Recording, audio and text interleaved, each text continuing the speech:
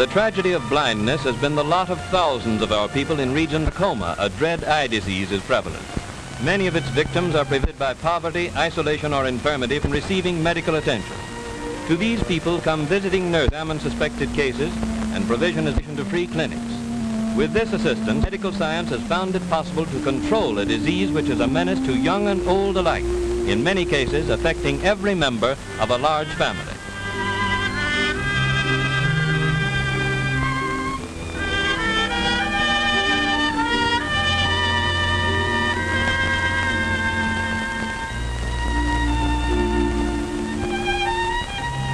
Needless to say, the staff necessary to maintain this important service is recruited from the trained workers of the regions concerned.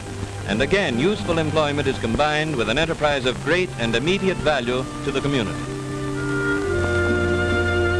Everyone is familiar with the fine work being done by the famous Warm Springs Foundation in the cure of children crippled by infantile paralysis. To thousands who would otherwise be hopeless cripples for the rest of their lives has been given the chance to overcome their handicaps. Much of the success of the treatment given at Warm Springs and elsewhere depends upon the existence of therapeutic pools, in which patients may gradually recover the use of their muscles through exercise made easier by the support of warm water.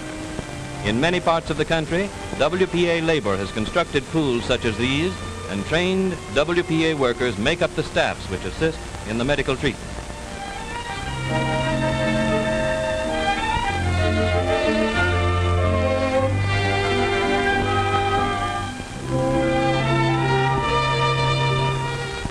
This therapeutic pool is in the James Whitcomb Riley Memorial Hospital in Indiana, made doubly interesting by Riley's immortal poem about the little crippled boy with curvature of the spine. In hundreds of cities, the Works program safeguards the health of many thousands of normal children of preschool age. In nursery schools, the children of needy and working mothers are provided with the best of care and medical supervision. Projects which are part of a broad educational program in which the WPA has helped millions of children and adults. Supervised play activities and preschool training under competent instructors removed from the relief roles are part of the schedule at each of these nursery schools. Meals are provided for the youngsters, and plenty of health-building milk and orange juice is consumed during the mid-morning and mid-afternoon luncheons.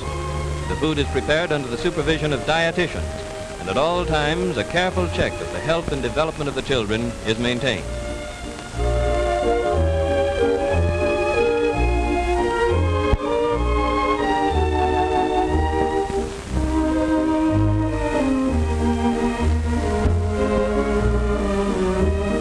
In these nursery schools, acquire habits which will guard their health later in life.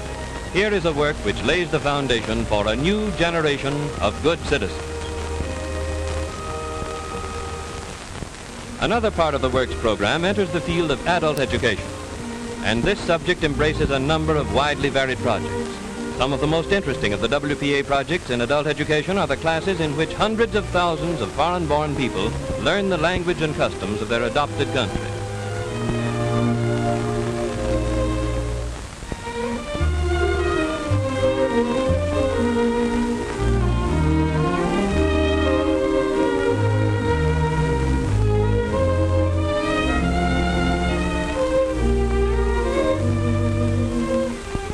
Vocational training projects are another branch of the adult education program. Many classes established in which instruction is given to men and women who will find very practical uses for their newly acquired knowledge in their daily lives. Every effort is made to adapt the instruction to the need and native ability of the student. Women are instructed in the arts and crafts for which they are best fitted, as exemplified in the millinery classes. In the same general category, we find classes for men in which the students are initiated into the art of tailoring. Through the training they receive here, they will be enabled to take up a profitable trade which will assure them of work and independence.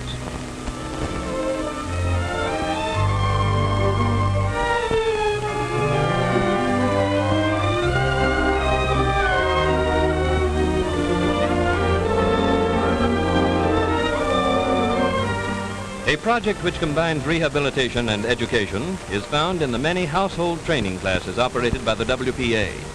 Here, future housewives are instructed in homemaking, and inexperienced girls from relief families are given training which will make them self-supporting. As the girls master each branch of household art, their progress is indicated on a chart. Upon graduation, The girls are placed through an employment service conducted by the Works program.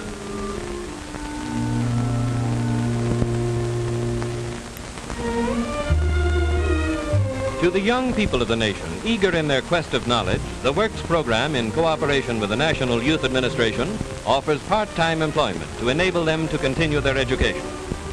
The type of employment offered is determined by the needs of the community in which the young people live.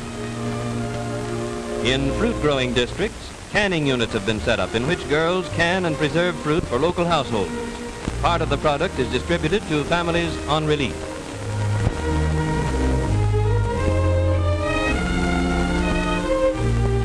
An interesting project in New England is that in which boys, many of them from seafaring families, are engaged in the catching and breeding of fish and the restocking of fishing grounds.